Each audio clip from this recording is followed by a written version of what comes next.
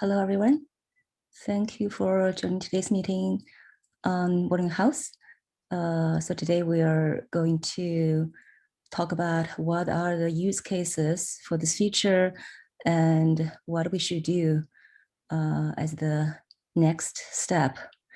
So let me share a doc that, so I talked to a few people, so I got some feedback from a few people. So this is what I get so far.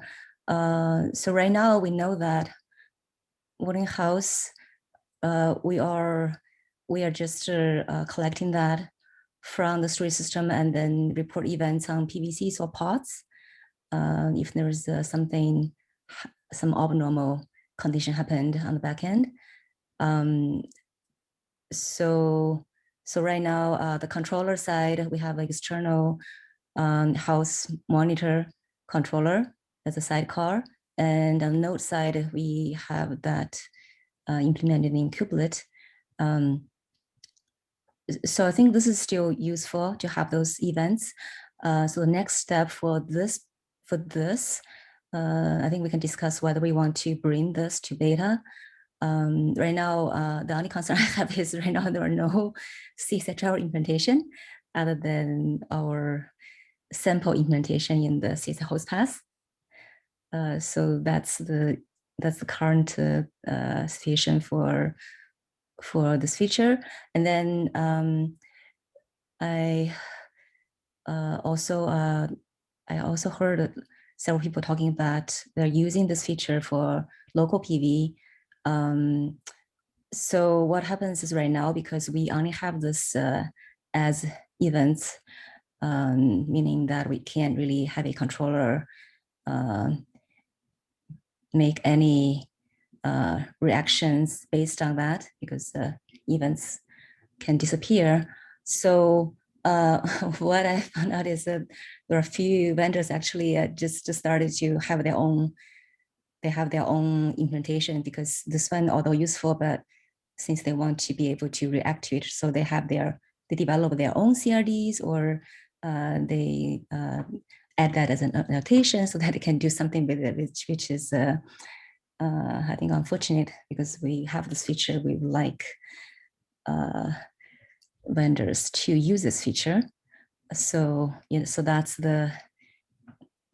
Was there a plan to eventually like add a new field to the PV status? And so that's what we want to discuss, right? So okay, so I think there are a couple more things. Maybe we should go one by one, or should I just let me just go over all of those, and then we can go through each of them just to see if people who are in this meeting here, which use case is relevant for you. What do you want to see moving forward? Is that okay? So should I go over this list that I collected and then go over each one? yeah, and I have a use case that I didn't write down. Oh, okay, yeah. I didn't know you wanted us to write down the use cases, but I can explain. I just this is something that I have heard so far. So I want to collect more from this meeting. So maybe we can. Okay? Let me put this link in there if you want to add yours. We have, yeah, I will add it. Okay. We had a use case that we wanted to the LED control actually for this. Oh, okay. So let me actually I will share this one so that everyone can edit. Okay. So I will just as you guys are writing down yours, I will just continue with this other use cases that I heard about. And then I think there are some people asking on mailing list and also on the Slack. So let's say if we detect something wrong, can we have Kubernetes try to remount? Basically, that means pod will have to forcefully delete the pod, either that's Kubernetes or another controller, force a remount. and then there was someone was also asking about a like a reschedule to another node, but that I think that was from an email thread, mailing list thread a long time ago. But I think that will be we'll build that on top of the CSI capacity tracking feature that Patrick was working on. I think that's like one level up. So there are quite a few things. And then also someone was asking if we can pass in additional information to volume, the node get volume stats. I don't know if this person is here today. I'm not sure, maybe not. Yeah, so because he was saying that right now we pass in. So right now we pass in the stage path, and then we have this volume path. Volume path is either, so this one is like either staged or published. So okay, so we have this. I think he was asking for like a read only. So I'm not sure that we actually have that information right now, because the volume node get volume stats. Right now we call this periodically in kubelet, but in that place we may not have that information. So yeah, that's so that those are what I collected. Okay, let's see if Ben is writing this use case.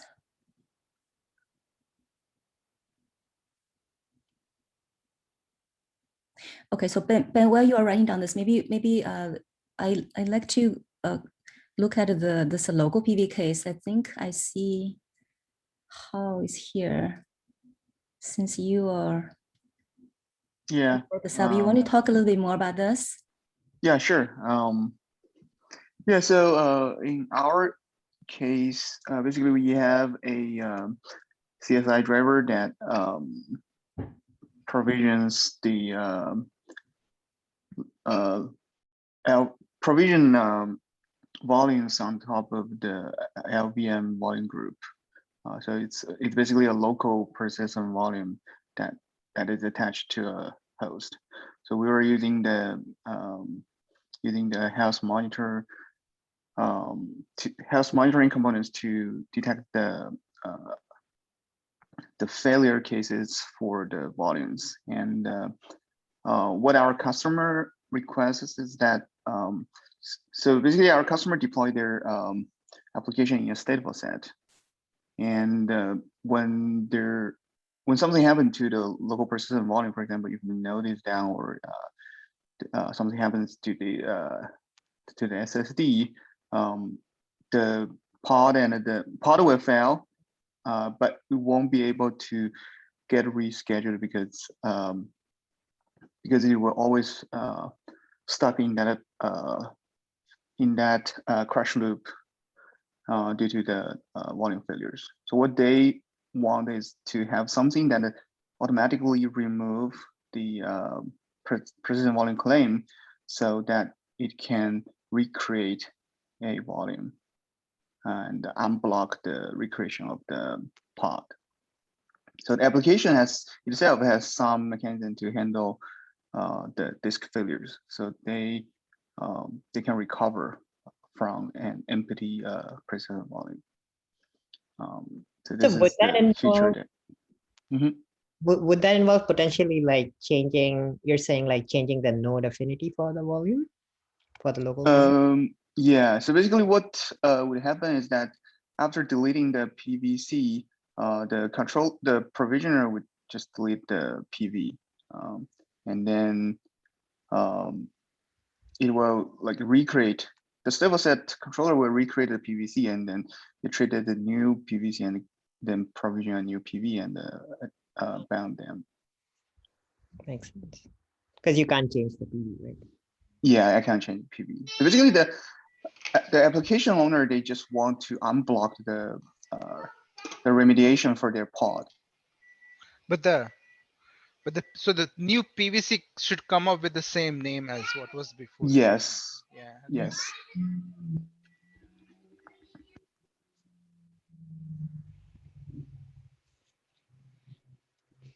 So the application can tolerate the data loss, like the previous data in the local disk, it can continue Yes. to run.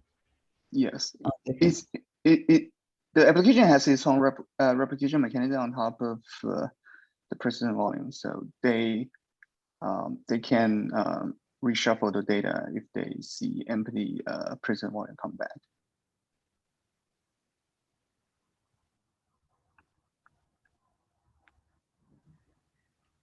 So do you like remove the finalizer on the PVC as part of this op to allow the PVC to be disassociated from the pod?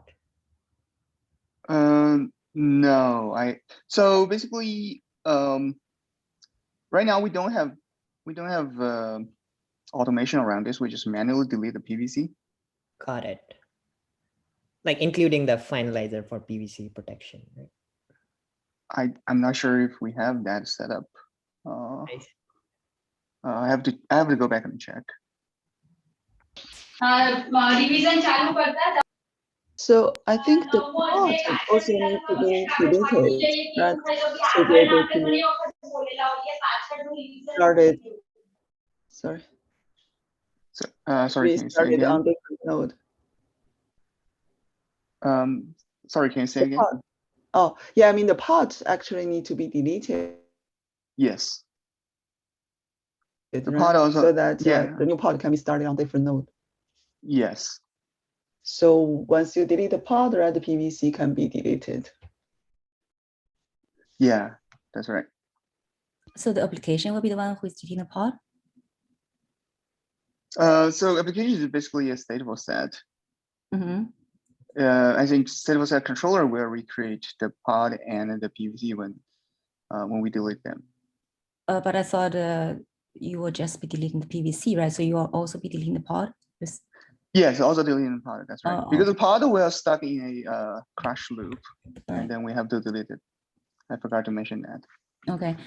And then I remember you also talked about some application doesn't handle, then you have another controller that will handle this, or is that, I thought you also mentioned Yes, something. that's the Okay. controller is basically to automate this process, and we are working on that. Okay. So sorry, I'm still confused. Like, why is that has to be stateful set if you don't care about the state on that pod?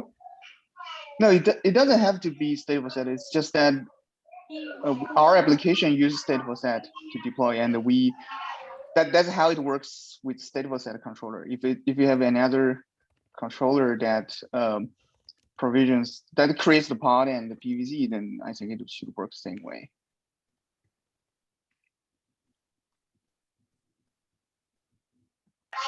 So the other controller will, if you add the persistent volume claim there, it would create it, right? Wouldn't it?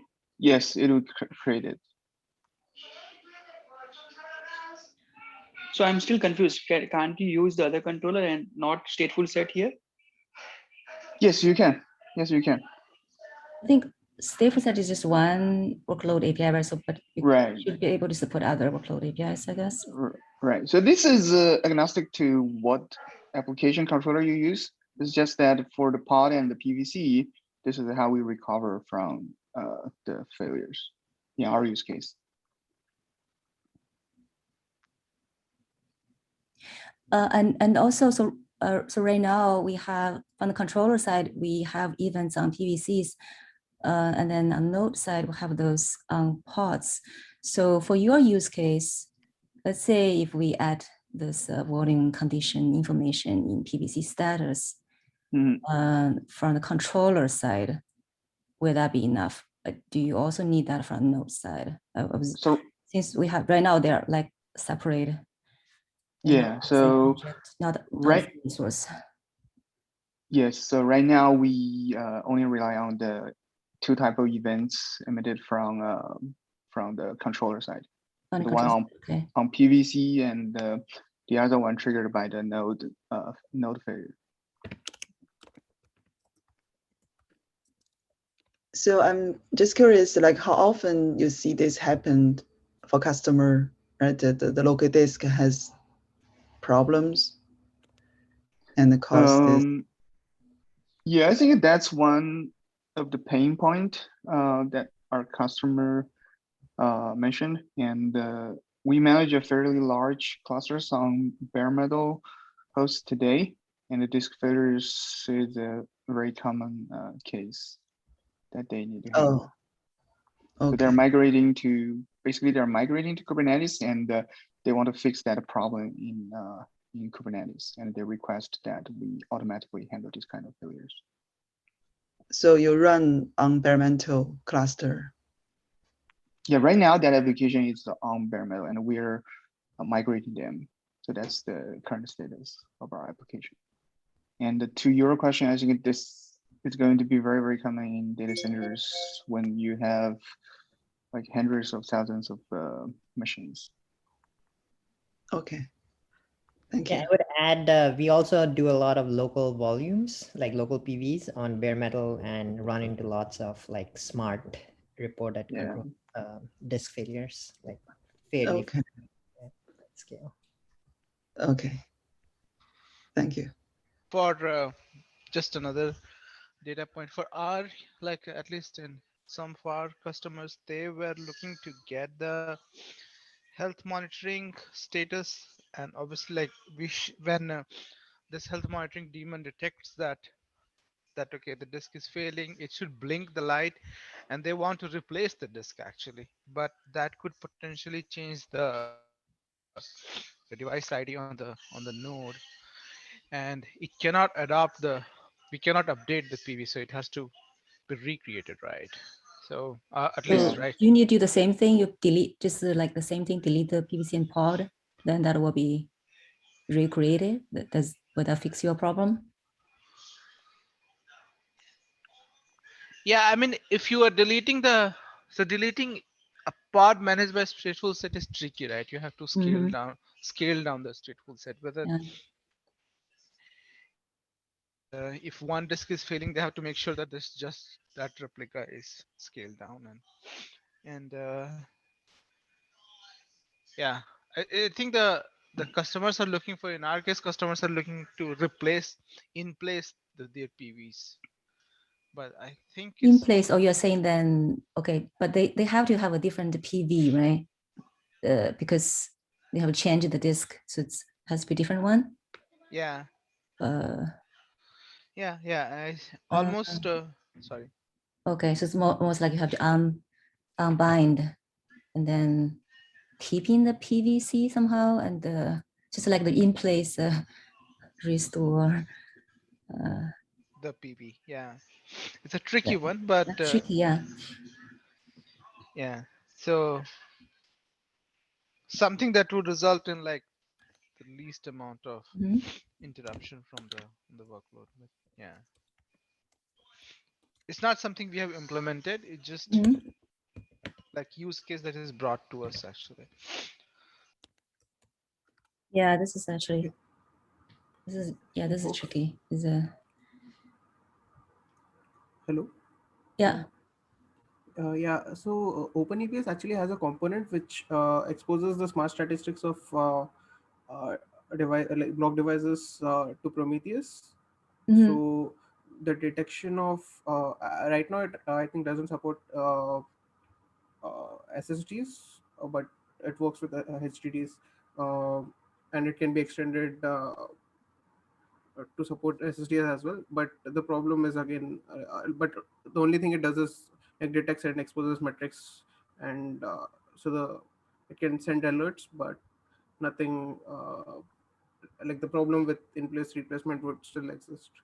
Okay, so it's okay, so it's more alerting, and then you can.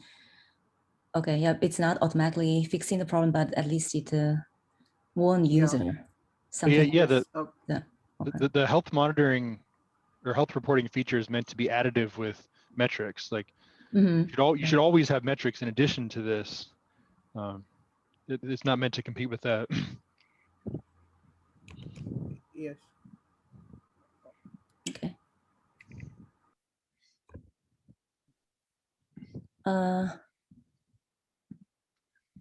Okay, so all right, so here basically for this use case, it will be helpful if we have those warning health information in PVC status.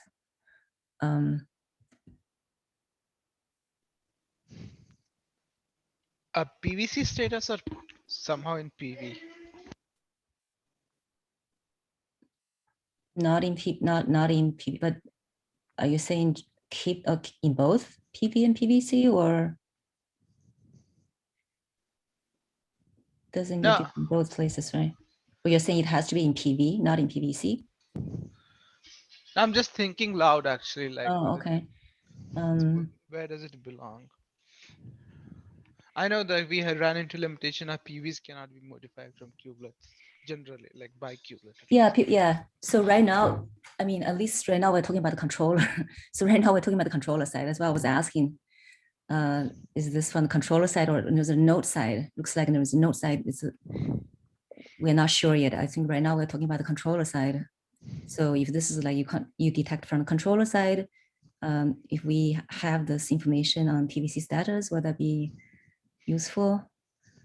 So I mean, I forget to mention that we actually implemented some of the IO failure checks on the controller side. Because for two reasons. One is that our Kubernetes version doesn't have the kubelet patch included, and okay. The other reason is that we found in our implementation, our controller actually talks to each of the node to basically do the provisioning, and we basically piggyback to that route and get the volume health information Okay, so you from have each a, of the node. Yeah, so you have a central controller that right. actually communicate with all the nodes. Okay. Right. So that's just how we implement that, and okay. that's why we can like solely rely on the controller to detect all kinds of volume failures. Okay. But ideally, with the distributed control, the distributed provisioner, and like the ability to support local PVs through that, like yeah, that you can probably. I'm not sure if you notice there's this new feature. Distributed provisioner, you could do that as well. I see. I'll check that out. Yeah, it's in the external provisioner, the 2 mode. Yeah, but that's still on the controller side, I think. So, okay. So yeah. I just want to ask the controller, like how mentioned, is doing some provisioning for local volumes, or? Yeah, for local volumes. That's for, like, if you look at the external provisioner right now, it actually support 2 mode, and then there are local PV CSI drivers that are using that. The 2 modes, what are the 2 modes? There's a distributed and there's a central. Central is the same as what we have before. Distributed is you can do provisioning on the node. Oh, okay. So, okay, so potentially add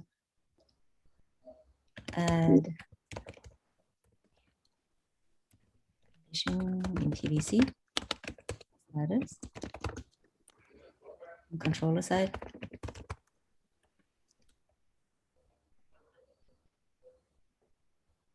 So this is the. Oh, go ahead. Sorry. Oh, I just want to ask. This is the action item like needed for. I'm just talking that this is, so I mean, for this particular, I was just thinking about for this use case right now, because it's only events, right? So we can't do anything. So for this feature to be useful, that, you know, actually we can do any reaction to it, does it make sense to add this to PVC status so that this can be acted upon? This is something that, yeah, this is like one question that I have. So this is, we're talking about the controller side. Of course, we also need to talk about there's node side as well. Does it make sense? So when we say we are adding it to PVC status, sorry, going back to, have to go back to this, but does this mean that the volume monitoring will be only, the health monitoring will be only performed for PVs that are bound?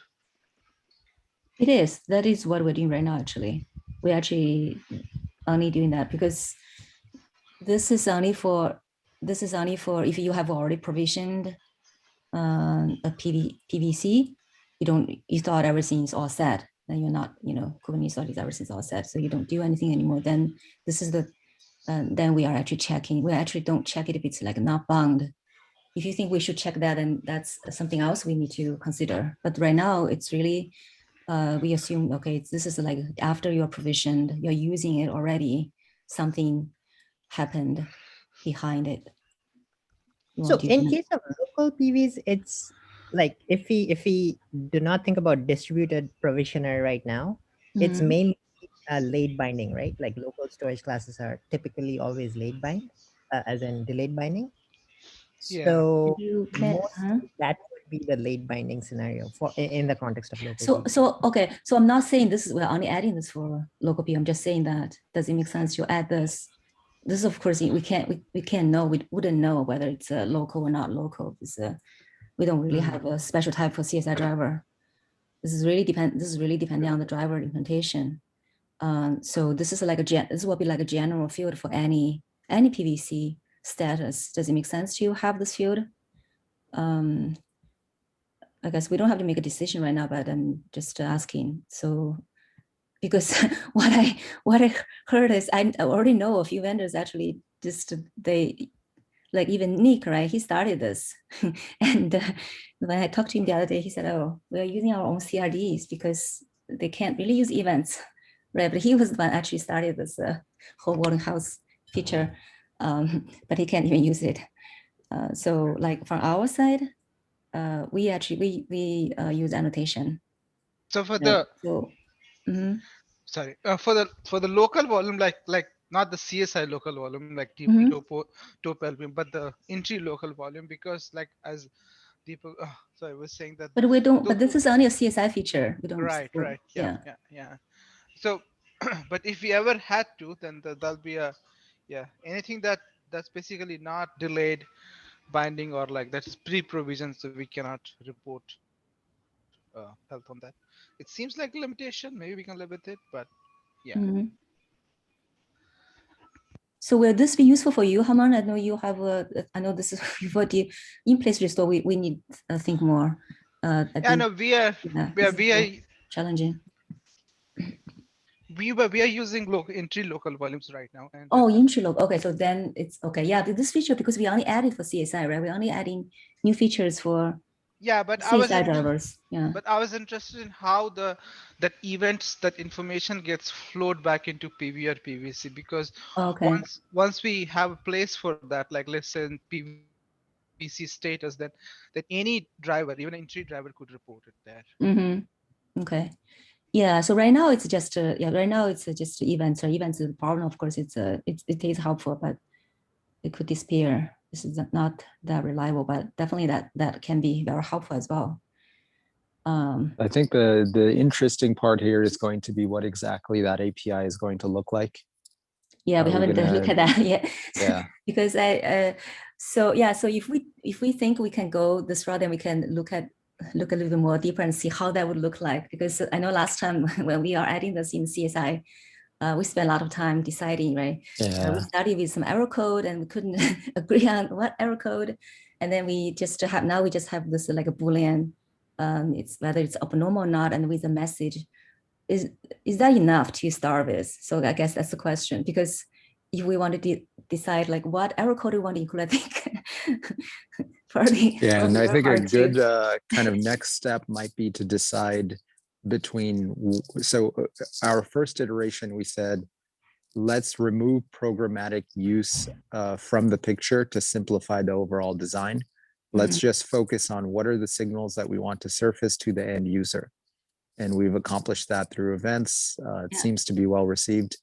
The second step, I think, is now we want to do programmatic use of these signals to have systems respond automatically to volume health. The question is, which systems do we want to target first Do we want to target third-party integrations, or do we want to target, kubelet and Kubernetes scheduler responding like a first party? Right. So we can probably talk about both and then see how each one look like. We haven't looked at the second one yet, right? So second one is a kubelet. We can look at this one as well. This is also we heard a lot of people asking for. Oops, sorry. Right. And I think it's good to figure out whatever our final consumer is going to be for this iteration, so that we can kind of ground it in concrete reality and say, okay, this is the type of behavior we're trying to support. And then, based on that, we can figure out if the API makes sense or not. I think it might be, this is just instinct and it might be incorrect, is it might be better to start with a first party use case. Okay. Because, in general, with the first party Kubernetes use cases, we try to focus on making things widely reusable for lots of different consumers, versus if we focus on a kind of single third party use case, it might work for that one person or one use case, but may not be broadly applicable. But that's just gut instinct. Might be wrong there. Yeah, okay, so we can talk to, I think we should talk about all of those anyway, right? So let's see how, what does it mean for kubelet? So right now, yeah, we do have a few people asking about this. So let's say on the node side, we detect that abnormal condition. So in this case, so right now those are pods. Okay, so then does that mean we should have those information added to pod status? I think that we probably need to ask the node team, because I'm not sure. And then this is also like if this PVC is used by multiple pods, right now we have events on all the pods, right? So how does the kubelet react on, like, for each pod it detects this? Is about try to delete itself, or so those are questions I think we need to ask. Okay, so Ben, I see you have a use case. What is this use case you're talking about? My use case is related to this one. So the particular thing that happens to us is if you have a clustered NFS server where that has multiple IPs and is doing its own rebalancing type activities on the back end, you can very easily end up in a situation where you have a pod that mounts an NFS share on a particular IP, and then at some later time the data for that NFS share moves somewhere else, and now the pod is accessing its data through a suboptimal path. And what you would like to be able to do is just go to the node and remount with update the mount with a different server IP, but that's not how NFS works in Linux, unfortunately. You have to fully unmount the NFS share and then remount it with the new IP address, which would involve bouncing a pod in order to get optimal IO performance again. So the interesting trade-off here is, like, you don't have to do anything. It's just like, until you bounce the pod, you're wasting some IO performance. And so it's really a question of preference. Like, do you want to keep your pods alive until they're done, or do you want to optimize for IO performance? And so I feel like you need, like what we would like to be able to do is flag the volumes that are in this situation, because we can detect it. We can say, this volume is being accessed through a suboptimal mount, right? And we can flag that through the volume health feature. We don't do this yet, but we'd like to be able to. And then we'd like to have something on the other end watching that and then basically enforcing some user decided policy. Like, the user might decide, I never want to bounce my pods because bouncing a pod causes me to lose more than just dealing with the worst IO performance, whereas other users might make the opposite trade-off. So I feel like there'd be a policy. You'd have a controller that would decide, depending on the user I have a preference. question for you. In this case, right now we have this on node side, this is on the pods. Will that be useful, or you need this on the PVC? Well, like, if we implement this in our CSI driver, it's whatever the sidecar does with the information we return, right? We can detect for a given volume if any client anywhere is accessing it through a suboptimal path, and we could say that means it's unhealthy. And we could return that information back to the sidecar through the gRPC socket. And then what happens on the Kubernetes side is up to what we implement as a community. And what I what I would like to see was like a way, some policy enforcement engine that says, if it's unhealthy, bounce the pod, or if it's unhealthy, don't bounce the pod, and it's up to the user what behavior they want. Okay, so the policy will be on what, on the pod itself, or where would the policy be? You could have a global policy that says, across the whole cluster, respond to unhealthy PVCs in this way or that way. And you then could, who could is make going it to react? arbitrarily Which component fancy. you think of kubelet? Who is going to react to this policy? Well, as long as the output of that volume health check is visible in the Kubernetes API, anyone can write that controller, right? Well, NetApp could write our own controller that with our own policy enforcement engine that just basically watches all your PVCs, and anytime one becomes unhealthy, go find the pods that are using it and kill them, right? That's really easy to do in an external controller. Okay, so right now it's on the event. So you're saying if, let's say, if we can add this one to the pod status, that might be helpful. Well, I don't know how you would find the pods. It would be on the PVCs, I think, because we would be returning this right. But right now, on the controller side. Right now, I think we were the reason we choose to add those two pods are because we were at that time, because we have this from both from the controller side and the node side, right? So I think at that time we thought we don't want those two to be conflicting with each other. So that's why we said, okay, on the node side, let's just add them to pods. I think that was a decision that we made at that time so that we differentiate. Okay. Well, yeah, we would be returning this information on the controller side, not the node side. Oh, okay. Now then you're going back to the first one now. Yeah. What I'm saying is, like, as long as the information that was returned from the controller got stashed in the Kubernetes API. But your controller side, now you're talking about a mount, right? But your controller side know the mount, because this is supposedly the node side looking at the mount problem.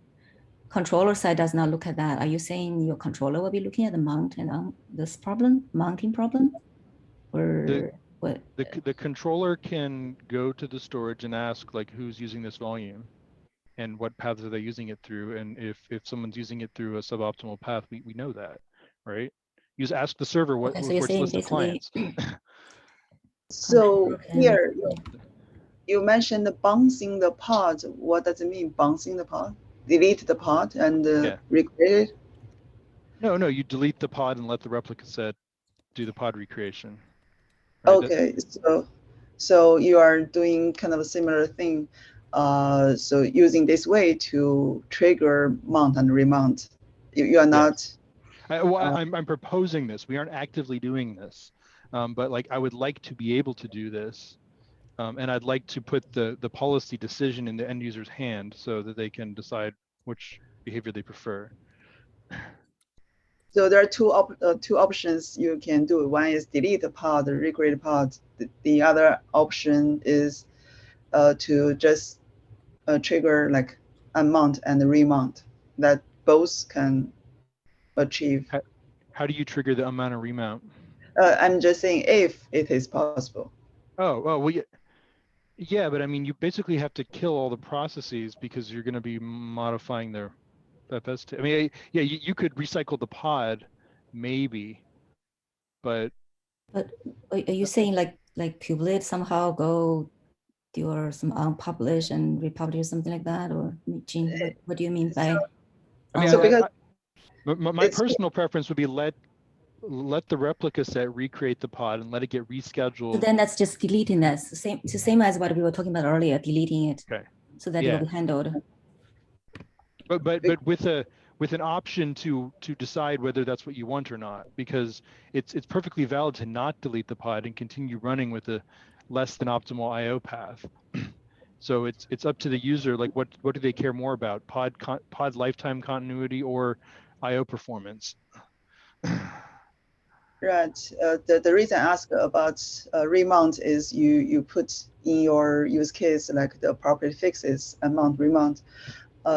For certain like ephemeral volume, right? We kind of have a remount behavior, like periodically trigger remount. Because for secret, for example, if secret updated, we want to is that only for ephemeral? Yes, I think so. Okay. I guess I don't understand how that would work if the application running in the pod had open files in that mount. Right. The only thing I mentioned this is because you mentioned the appropriate fix is unmount, remount. So, but if it's not in your case, right, then it requires delete the pod and recreate the pod. Yeah, yeah. I mean, you need to go all the way through node unpublished, node unstage, and then node stage, node publish. Again, you got to go all the way through that cycle to get the correct behavior or to get the fixed behavior. Okay.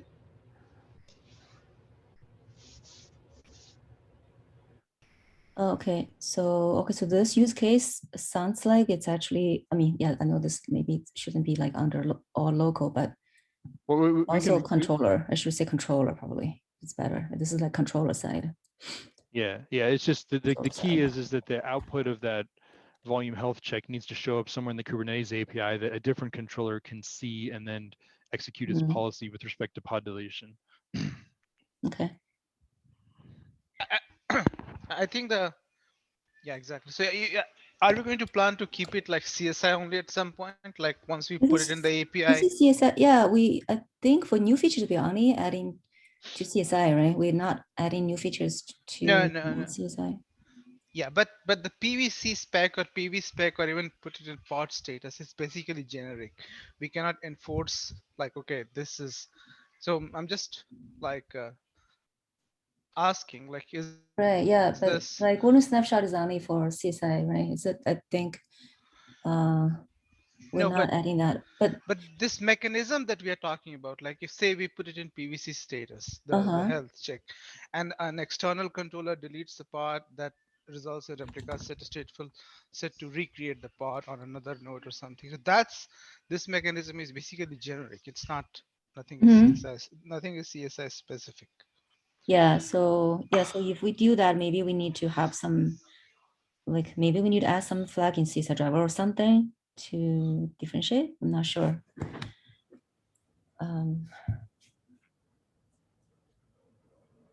No, I was actually saying that we shouldn't probably differentiate and feature gate it. Like unless if we don't differentiate, but then we don't know, like how do you, but where do you get the house? It's because we only added that in CSI, right? So how do you get the same information if it's not a CSI? I think that's my question. How is that useful, I guess, for other non-CSI type? Now that's a good question, and that also brings the question: what removes that flag from wherever we put it? Is this controller removes the flag that we put it, or which flag? I'm sorry, which flag you're referring to? So the volume, like the Ben's use case, like there's a volume that a pod is using a PVC. It's not optimal. It's not healthy. And okay, so let's say we have like something in. Let's just assume we have something in PVC status, saying abnormal, something like that, right? PVC abnormal. Just assume that. And then it is scheduled to another node, and now it is fine. So something the controller has to periodically check it. Yeah, so if it's a back to normal, then that needs to be changed back. So yeah, that's true. So yeah, I don't think we get to that part yet. Right now we're just, so basically whoever that is doing the reaction should change that back because otherwise who knows that is fixed. That gets really sketchy, but yeah, it's an interesting engineering concern with if you do write the enforcement engine that kills the pod, how do you know when you can stop killing pods? We'd have to figure that out. Yeah. Okay, so those are the. So Herman basically will have some concerns on only CSI.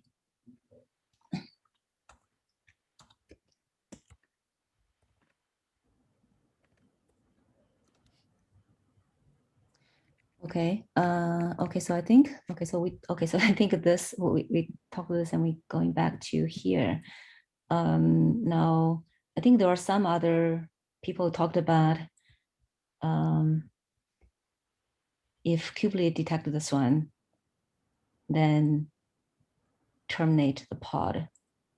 So this is from the node side. So if we are, so do we need to do this for both places? Okay, so we have this, we're talking about here. So basically, let's say if you are implementing this driver, if you're implementing this volume house in your C-side driver, then you should try to avoid sending the same information from both the controller and node side, because let's assume that we have both. We don't want it to be reacting from both sides, right? So let's say we controller side, there's some controllers trying to do some reaction, and then from Kubernetes side, we're also talking about like deleting the pod, triggering remount. We don't want this one to be happening from both places, right?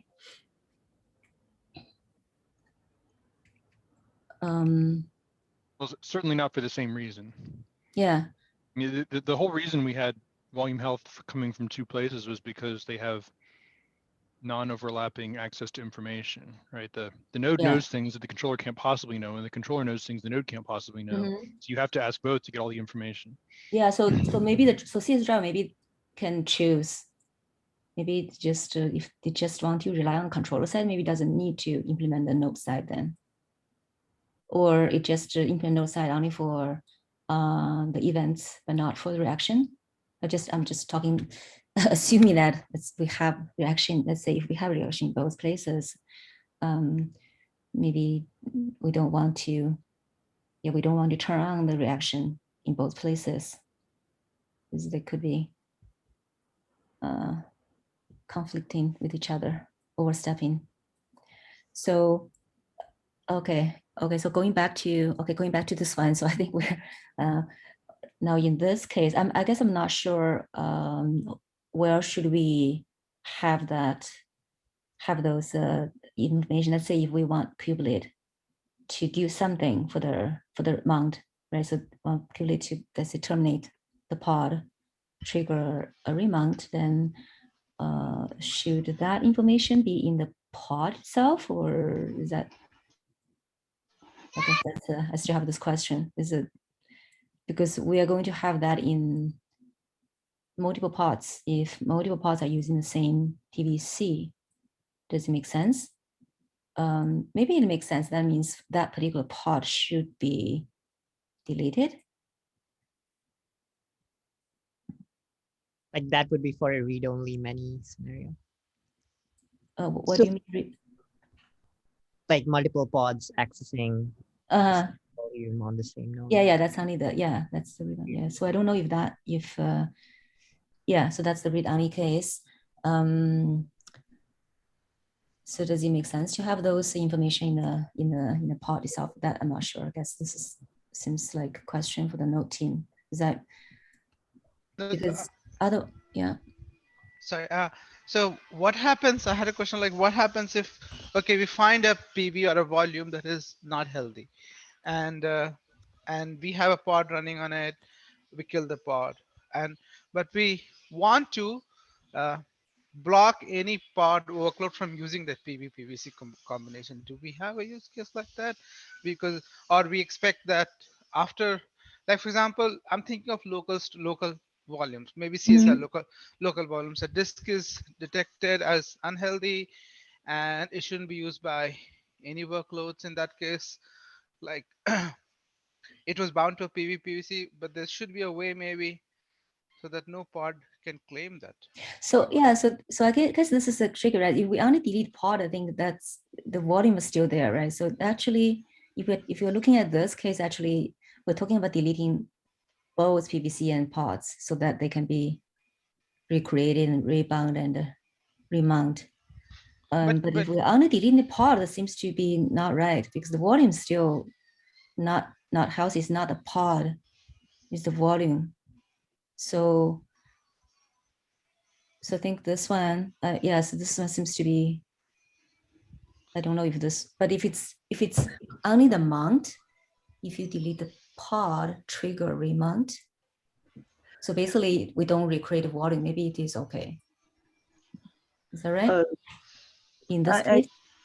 Yeah, I kind of feel like here the focus here, right, is volume health monitoring, and but in terms of how to react volume like abnormal behavior, it's kind of up to the application or controller. So we could separate that, because many times customer or the system, right, they have their own way of handling this case. It's hard to have a I think controller like one uniform solution. right. Okay. I agree, but the determining that, like, we can ignore that part, how to handle take action on it, but that determines where to put that information. For example, if you put the health stuff in pod and pod is deleted, then that information is lost. PVC is still there. It can be used by any pod, and That's then true. they will. So Yeah, So yeah, we can focus on the problem where to put information. No, I don't think pod is a good one, but PVPVC, we can more like focus discussion over there. And I didn't close follow the original design, but maybe we can also iterate. Right now, it's the design only check the available PVC and then monitor whatever the PVC, like point to the PV health. It doesn't matter if you have a PV that is not bound yet, so you won't check the health of that PV. Right now we're only checking the one that are already created and bound, because we know there are already controller handling the case. If they are like not bound, that's something that's different, right? So we are looking at after it is already created and bound, the health status. I want to push back on what Jing said. So there's certain types of health problems that are fundamentally associated with the volume, and those probably should be associated with the volume at the API level. But like my particular use case, the problem isn't with the volume. The problem is with the pod volume pair, where a particular pod is having a particular problem with the volume, but it doesn't necessarily implicate any other pods having problems with the same volume. And unfortunately, the way the CSI RPCs are written, that there's no information about like which pod is being asked about. It's just saying this is the volume, how's it doing? But if there was a way to sort of understand the health relationship of a pod volume pair and then put that information on the pod, then that would make sense. So that is the node side. We have that for node side. So but the node, yeah, for node side, we have that information. We actually have, what volume, what pod. You get all of those information in that message that we have. Right now, since we only have a message, and whether it's abnormal or not, you will see, you will get the volume information and the pod information. does the CSI RPC? We have the sidecar, right? So after we collect that information, actually no, not sidecar. Right now this is the incubulate now. Sorry. Yeah. So kubelate. So right now actually we have that information. We know which pod, which volume I have a problem. It's in the message on the pod. Tell the node plugin which pods are using the volume, or just ask the node plugin about the volume. Well, kubelate already has those information. Kubelate knows. Yeah, kubelate knows, but the plugin does not. No, but that's where we are calling, right? So we are making this check in kubelate. Kubelate already knows what is the PVC, what is the pod. So we are checking there. Then we are getting the information from that particular PV. I'm just wondering if there's a case of two different pods on the same node. One of them is okay and one of them isn't okay, even though they're sharing a volume. I don't know if that could happen. That's actually that is possible, I think. But then we are getting this information from, so we're getting this information from the storage side, right? So your node plugin knows. Yeah. So if you are.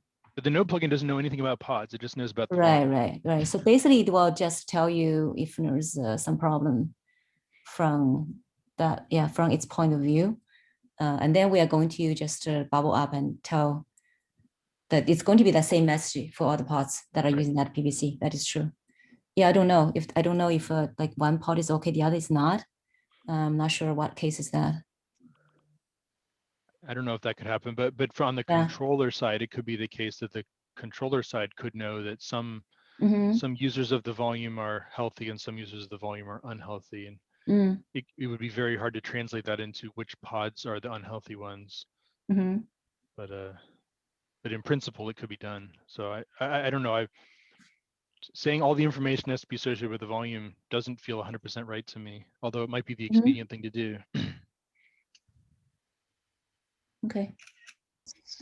Yeah, that use case, I mean, from the design of current volume health feature, I feel it's monitoring the volume side, right? It's Yeah. not monitor any pod volume pair relationship. Like It doesn't go check if the, I don't know what to check on the pod side, to be honest with you. What do we check? But I mean, but it does have that information. It does have pod information. It does have, it knows which Yeah. pod it is. I actually don't know what, or you're saying like, for example, to check the like particular path, is that valid or something? The external health monitor sidecar doesn't know anything about pods. It just knows about volumes, right? Yeah, we're talking about Kubernetes. We have the pods. We have the. Yeah, We're watching. Kubernetes knows. Even sidecar watching that. I mean, the old agent, right? That also we're also watching that, but not the controller. Controller does not. Right. Yeah. The controller doesn't know about the pods. Yeah, but like, that's supposed to be. It's only the. In my particular use case, the controller is the only thing that would know that anything bad is going on, because you have to actually ask the storage device. Okay, time check. Looks like we are on top of the hour. All right, so looks like we didn't finish. Did we fit? Okay, so I think there's this one more thing we didn't fit, but we talked about this two cases at least. Okay, so what is the next steps? So should we? Okay, so sounds like we actually need to know a little bit more about this one, because there are a couple of people who asked about this particular Kubernetes remount use case, but I don't know if they are in this meeting. Sounds like we may want to get a little bit more information from them about this. Yeah, as far as I know, the plain mount hyphen remount, that won't solve any problem actually. That oh, you're saying it's not going to solve any problem? Yeah, I mean, unless it's like by remount they mean unmount and mount again, but even that is may or may not So solve. no, this actually this includes deleting the pods. Actually, that's what we were talking about. Oh, okay, sorry. But yeah, but still, I mean, I don't know from the Kubernetes side is that deleting pod is not enough. I think you deleting pod, what you keep the volume, does that make sense? I'm not sure actually. What I was saying they want to reschedule the pod, right? So I'm sorry. Volume. I would assume they want to reschedule the pod so that they get a new volume. Okay, so if then that volume also need to be deleted, right? So if we are only deleting the pod, it doesn't mean the volume will be deleted. But then from Kubernetes, it doesn't know. It's not supposed to also delete the volume that is attached. That seems to be a little strange, because if this is part of the stateful set, it just seems to be the wrong place to deleting this. I'm not sure. You might want the volume attachment to get deleted, because that contains information that came from controller publish. Right, but I'm just saying, seems this is like a wrong place. Now I'm feeling this is like a wrong place to delete all of those information. So my point is like we might not guess like what's a controller want to do here. So maybe the focus from volume health side, right? We discuss how to update the status, like what API to add it, either in PVC, not like too much talk on like a controller side, what controller will need to do, either delete PVC or OPV or pod, maybe in the next step, like we can start talking. But right now, I feel like there's no standard way of doing this, right? It's up to customer controller, and also really to how they use the pod use this volume, right? The stateful set controller also recreate pod, etc. I'm just thinking maybe we can focus on more like the API, like also the how to update the status part. So this Kubernetes do something is definitely. Sorry. I was on mute. Yeah. So the Kubernetes side doing something definitely it will be long discussion. Like Yeah. ability to do anything is involve a lot of decisions need to be made. Yeah. It will be long. Yeah, Go ahead. I mean, I will jump the gun and say that maybe we should add something to pv.status. In where? I'm sorry? pv.status. I know PV doesn't PV have a status. oh, you're saying PV status and not the PV status or both? Not PVC status, pv.status. Are you sure it's PV and not PVC?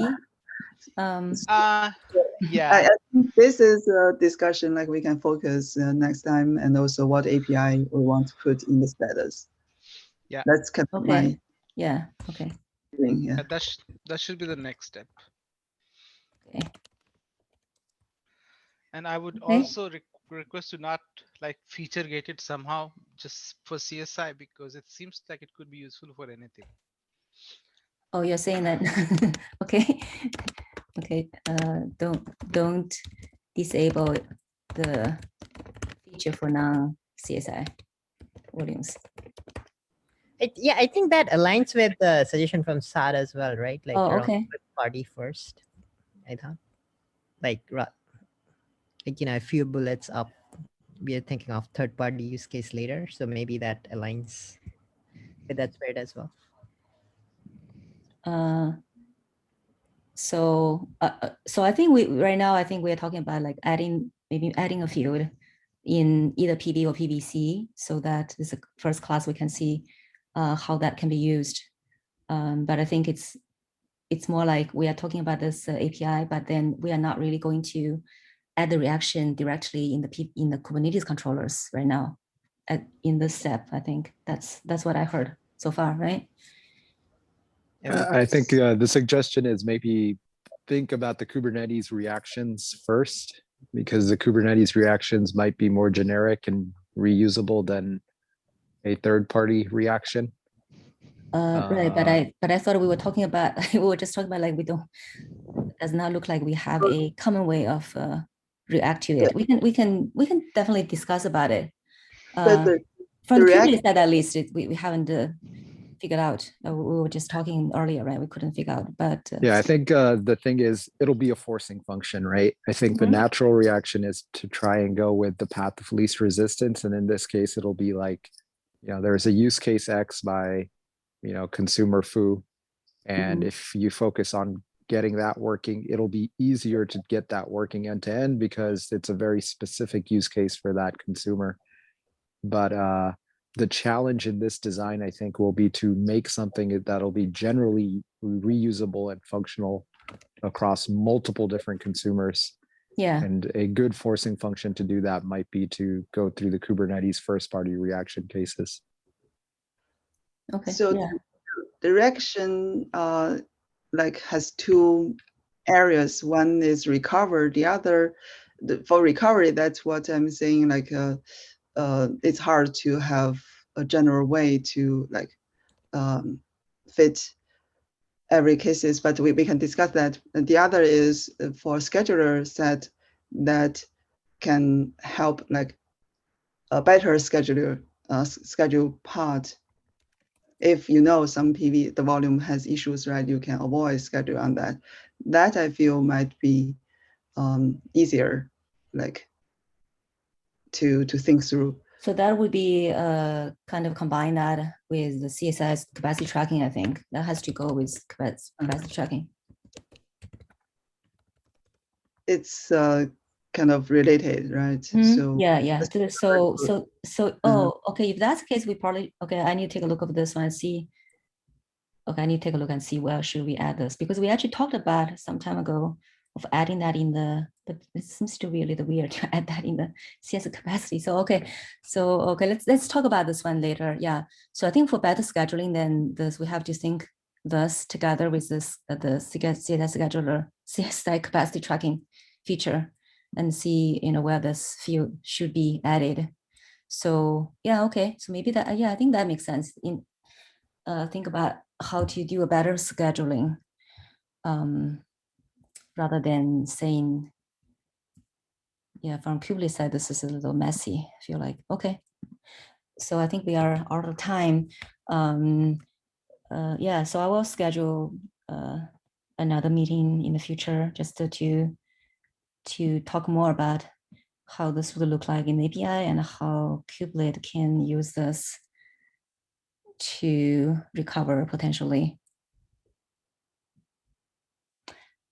All right, anything else? Okay, thanks everyone. Thank you. Take care. Bye. Thank you, Shane. Thanks.